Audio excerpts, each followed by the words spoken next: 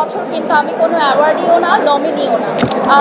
একদম বেস্ট আর্টিস্টদেরকে নিয়ে এসেছি যারা হচ্ছে ডান্স খুব ভালো করে, গরু নিয়ে ব্যস্ত থাকবে।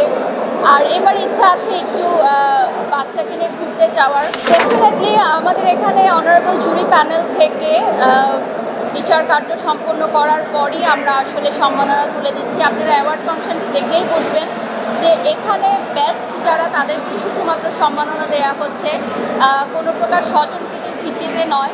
যেমন আমি as a face of vibe awards আমি নিজেই কিন্তু গত আসরেও অ্যাওয়ার্ড নিয়েছি as a best brand promoter. এবছর কিন্তু আমি কোনো অ্যাওয়ার্ডিও না, নমিনিও না। তো এটা হচ্ছে আমাদের জায়গাটা যে যেহেতু আমরা বাইফার ফ্যামিলি, তো আমাদের ফ্যামিলির কেউ আসলে এইখানে অ্যাওয়ার্ডের নমিনেশন নাই।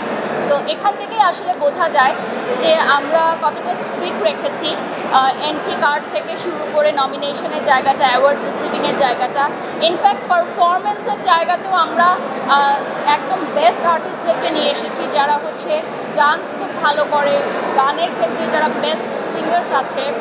আপনারা দেখেছেন আজকে আজীবন সম্মাননারও একটা আয়োজন রয়েছে, তো আশা করি ভালো লাগবে। বাইফ অ্যাওয়ার্ডস নিয়ে এই বিগত দিনগুলোতে অনেক বেশি ব্যস্ত ছিলাম। আমি আমার লাইভ প্রমোশনের কাজগুলো আসলে স্টপ রেখেছি বাইফ অ্যাওয়ার্ডসের জন্য।